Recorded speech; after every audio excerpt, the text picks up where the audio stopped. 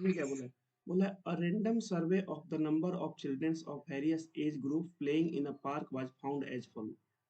बोल रहा है किसी पार्क में ना कोई सर्वे किया गया रैंडम तरीके से, जिसमें अलग अलग एज ग्रुप के बच्चे खेल रहे हैं, उस तरह से पाया गया। जैसे वन से टू के एज वन से टू के कितने बच्चे खेल रहे हैं पार्क में, तो पांच। दो से तीन एज के कितने खेल रहे हैं, तीन। तीन से पांच जिनका एज है कितने हैं, छह हैं। पांच से सात एज वाले 12 हैं। सात से 10 एज वाले 9 हैं। 10 से 15 एज वाले 10। और 15 से 17 वाले कितने हैं, चार। ऐसे उनको खोजा गया उसमें। ठीक है। बोला है कि ड्रॉ हिस्टोग्राम। अब देखो यहाँ पे जब ड्रॉ करने जाओगे ना, ये आपको डेटा कंटिन्यूअस दिखा। देखो दो पे खत्म, दो से शुरू, पांच पे खत्म, पांच से शुरू, 10 पे खत्म, 10 से शुरू, 15 पे खत्म, 15 से शुरू।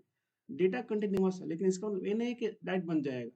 जरा डिफरेंस देखो इसका। तो यहाँ पे आएगा आपका वन, यहाँ पे वन, यहाँ पे कितना आएगा, दो, यहाँ पे दो, यहाँ पे तीन, और यहाँ पे आपका पांच, और यहाँ पे आपका दो। ये डिसकंटिन्यूअस है। सॉरी, डिसकंटिन्यूअस नहीं, इसमें अनइक्वल क्लास साइज है। डेटा तो कंटिन्यूअस है, लेकिन क्या है, अनइक्वल क्लास साइज है। Unequal class size. तो इसके लिए हम लोग क्या पढ़ते हैं, इसके लिए हम लोग पढ़ते हैं adjusted frequency formula. Adjusted frequency formula, जो आपको मैंने कल बताया था। देखिएगा यहाँ पे, ये आप लोग जो फॉर्मूला लिखवाए थे हम लोग, है ना, लिखवाए थे ना, ये किसके लिए लिखवाए थे, ये लिखवाए थे अनइक्वल क्लास साइज के लिए। जब क्लास साइज क्या होगा, अनइक्वल होगा। इसका कंटिन्यूअस डिसकंटिन्यूअस से कोई मतलब नहीं है। जैसे यहाँ पे आपका है कंटिन्यूअस डिसकंटिन्यूअस, इससे इसका कोई मतलब नहीं है। इसका मतलब बस ये है कि क्लास साइज क्या होना चाहिए, अनइक्वल होना चाहिए, तब जाकर हम इसको अप्लाई करेंगे। तो अनइक्वल है, मैंने एगो अलग से फ्रीक्वेंसी जो दिया हुआ है इस क्वेश्चन में आपका, यहाँ पे, इसको हमें फिर से एगो फ्रीक्वेंसी टेबल बनाना पड़ेगा अलग से, इससे नहीं बन पाएगा। तो चलो बनाते हैं अगले पेज में।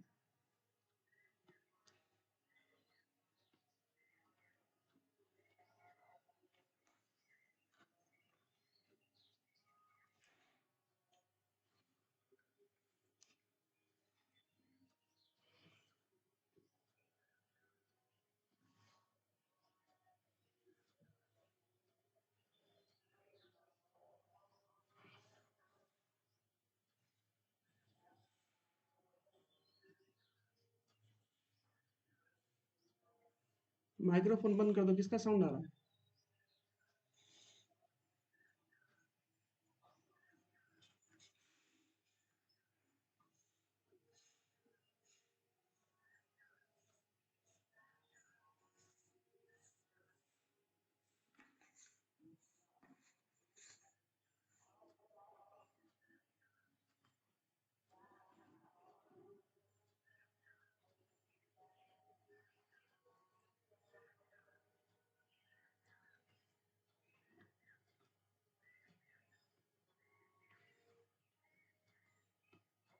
हमें इसको बनाना है, इसमें एज इन ईयर्स।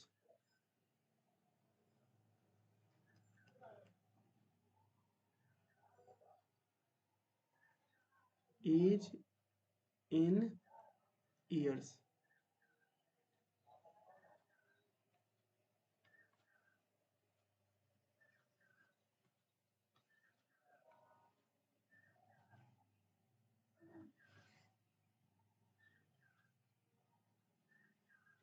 ठीक है, कितना कितने दे रखे एज इन ईयर्स, ये आपका है वन से टू। इधर लिख देते हैं नेक्स्ट में, number of children.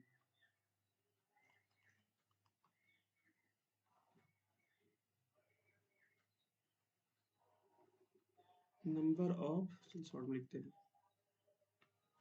Number of children's.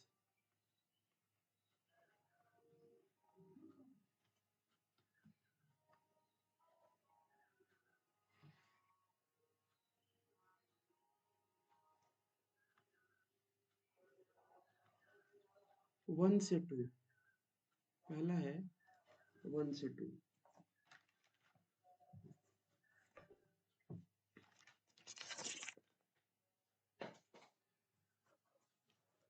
पहला आप लोग का वन से टू, वन से टू। वन से टू के फाइव बचे हैं। टू से थ्री, टू से थ्री में थ्री है। थ्री से फाइव, 3 से 5 में आपके 6 हैं और 5 से 7 12, 7 to 10 9, नेक्स्ट 10 से 15, इसमें आपके हैं 10 और 15 to 17, इसमें आपके 4, इतने ही हैं।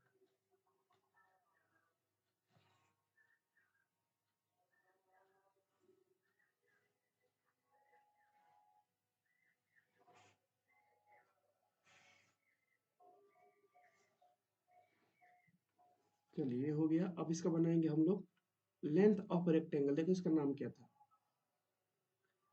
फॉर्मूला का, इसका एक और नाम था, यहाँ पे लिखे हैं लेंथ ऑफ रेक्टेंगल या adjusted frequency of the class, कोई भी आप लिख सकते हो। एनसीईआरटी में इसको लेंथ ऑफ रेक्टेंगल लिखा है, उसको वही लिख कर बनाएंगे हम लोग, ठीक है। हम लोग उसी को फॉलो करते हैं, लेंथ ऑफ रेक्टेंगल लिख कर बना देते हैं यहाँ। इसको एडजस्टेड फ्रीक्वेंसी भी बोल सकते हो, हम बोलते हैं यहाँ पर length of rectangle,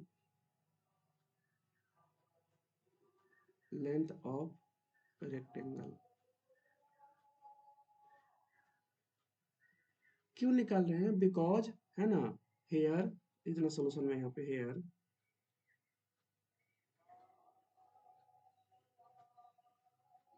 here we have unequal class size, unequal class size, class size, है ना, इसलिए क्या कर रहे हैं, लेसन कर रहे हैं। अब निकालिएगा, अब बताओ कैसे निकलेगा इसका पहला वाला फॉर्मूला क्या था। देखो फॉर्मूला क्या था, frequency of the class divide by width of the class multiplied by minimum class frequency. अब बताइए मिनिमम क्लास साइज क्या है, हियर मिनिमम क्लास साइज,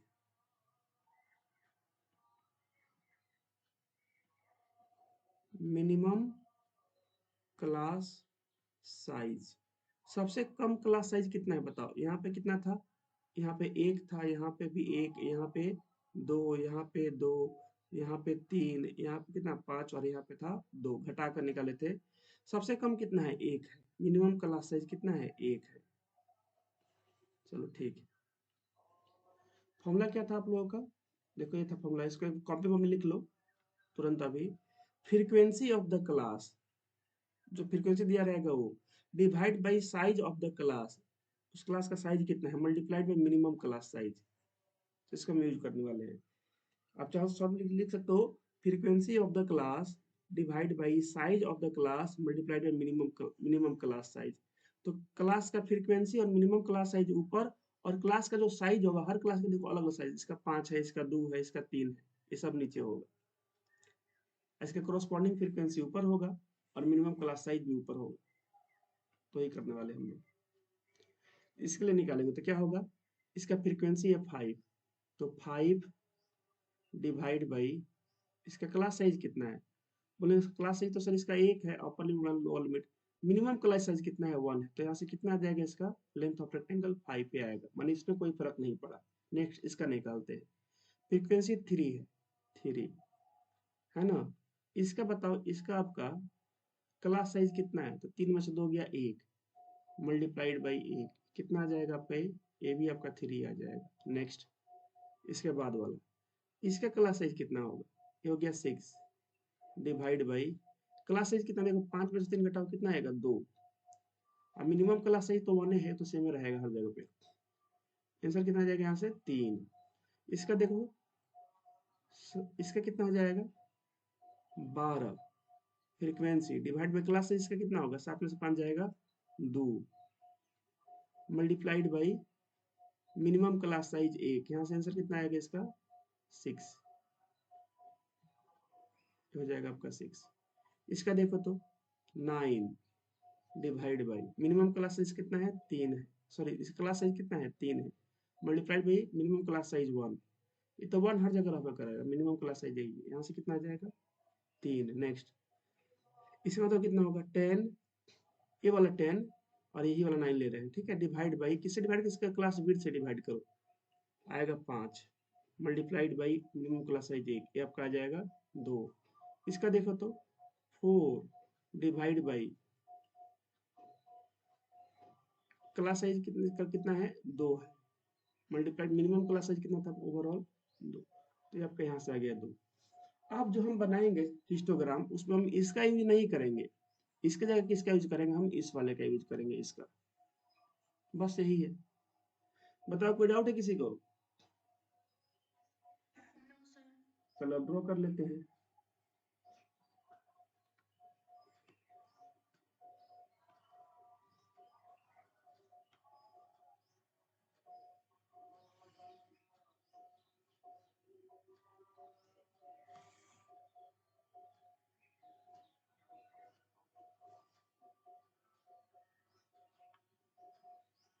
ये हो गया आपका y, ये आपका हो गया x और ये हो गया आपका ओरिजिन O।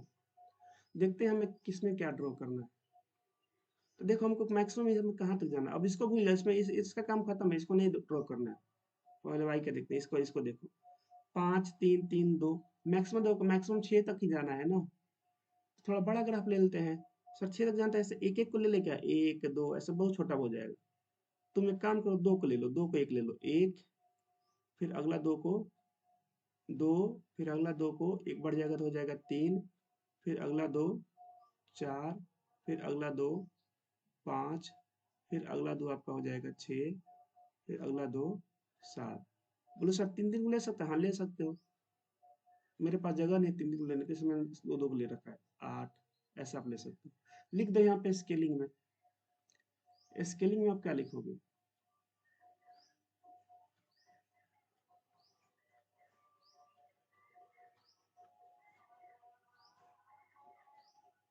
स्केलिंग में लिखेंगे सबसे पहले along X axis, along Y axis.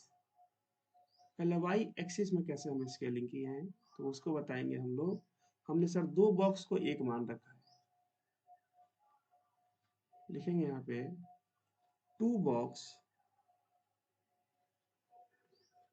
Of area 1 centimetre square each, यहाँ पे ईच वर्ड यूज करेंगे कि 2 ले रहे हैं, ईच हर एक का इक्वल टू कितना माने हैं 2 बॉक्स को 1 यूनिट, देखो घटा कर देख लो कहीं भी 4 में से 1 यूनिट आएगा, इक्वल टू 1 यूनिट माने हम इसको, ठीक है। तो y एक्सिस में आपका क्या है यहाँ पर देखेंगे तो y में आपका हो गया है लेंथ ऑफ रेक्टेंगल मतलब नंबर ऑफ चिल्ड्रंस, ये आपका दिखा रहा है नंबर ऑफ चिल्ड्रन।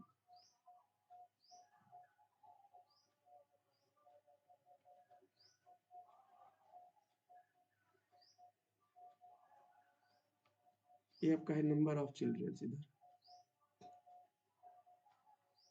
ठीक है। और x में क्या है आपका, x में बोलेंगे एज इन ईयर्स, इधर है आपका एज इन ईयर्स। चाहो तो उसको लिख भी सकते हो, लेट अस अज्यूम या take age in years along x axis and number of childrens along y axis, लिखना ही चाहिए, इसको लिखना चाहिए, ठीक है। ये हो गया।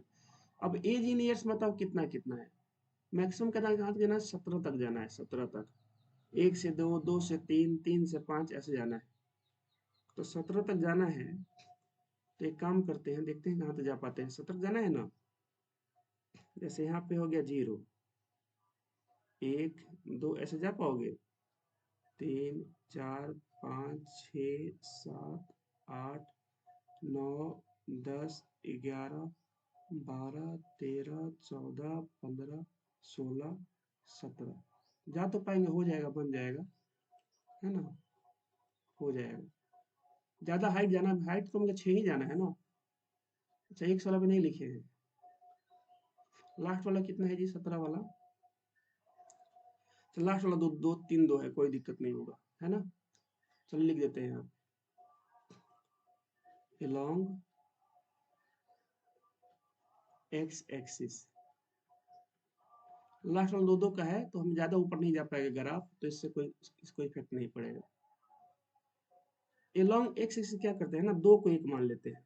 जैसे हो गया पहला, दूसरा, तीसरा, चौथा, 5, 6, 7, थोड़ा अच्छा दिखेगा, 8, 9, ये आपका हो गया 10, 11, 12, 13, 14, 15, 16, 17। चलिए, 1, 2, 3, ये आपका 1 है, 4, 5, 6, 7, 8, 9, 10, 11, 12, 13, 14, 15, 16, 17। आप चाहते हो तो एक एक बॉक्स मान लो, कोई दिक्कत नहीं है। तो यहाँ पर लिख देते हैं 2 box of area 1 centimetre square each equal to, कितना है ईयर्स में है ना, equal to 1 years, equal to 1 year. एक है तो ईयर रहेगा, ऐसे नहीं लगाएंगे, 1 ईयर। कोई डाउट है यहाँ तक बताइए। चलो अब इसको ड्रॉ करते हैं, देखते हैं इस टेबल में देखकर ड्रॉ करना है। 1 से 2 में 5 नहीं है, इसका तो काम खत्म, इसको भूल जाओ, इसको नहीं देखना है। 1 से 2 में ये वाला देखना है 5, 1 से 2 में 5, 1 से 2 में आपका है 5।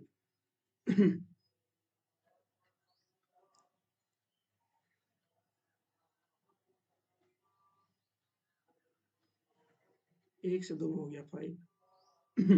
चलिए आगे बढ़ते हैं। 2 से 3 में है 3, 2 से 3 में है 3 आपका, इसमें है 3, तो 3 कहाँ पे है, ये रहा। 2 से 3 में हो गया 3। नेक्स्ट,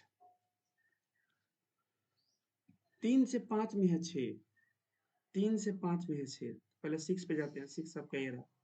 इसको 3 से 5 जाना है, 3 पे तो अभी है ही हम लोग एक्स में, 5 कहाँ पे आएगा, यहाँ पे तो हो गया 4, 5 आपका यहाँ पे आएगा। 3 से 5 में है 6, ये रहा। ठीक है, अब इसके आगे बढ़ते हैं।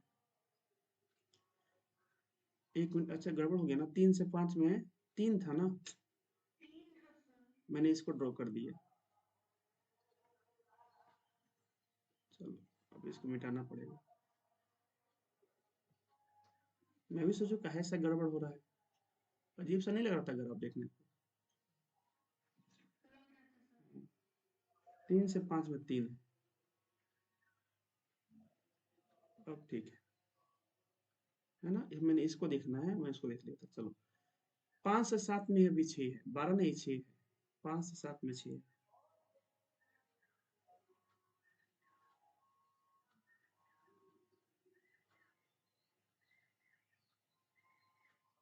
5 से 7 में है 6, ये हो गया। नेक्स्ट, 7 से 10 में 3 है ना कि 9, 7 से 10 में 3,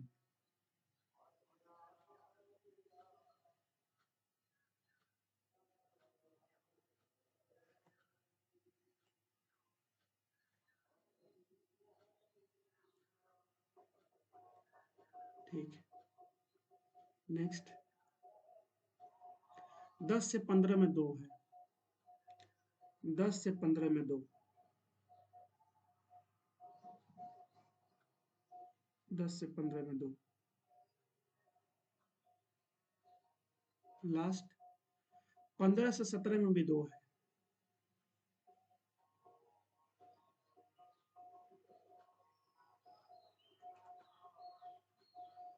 15 17 में भी आपका 2 ही है।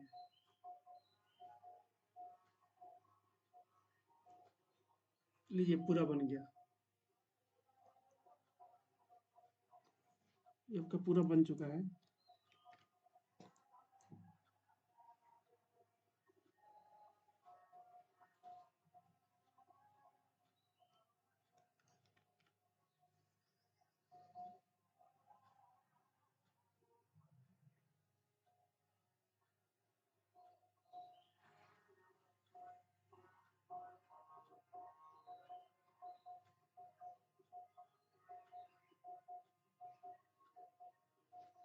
कोई डाउट है किसी को, बताइए इसमें। ठीक है, तो एक क्वेश्चन आप लोग बना लीजिएगा। अगला जो क्वेश्चन है आप लोग बना लीजिएगा। क्वेश्चन नंबर कौन सा है, ये आपका ये 9 नंबर, ये बना लोगे। सेम क्वेश्चन है, सेम क्वेश्चन है 9 नंबर।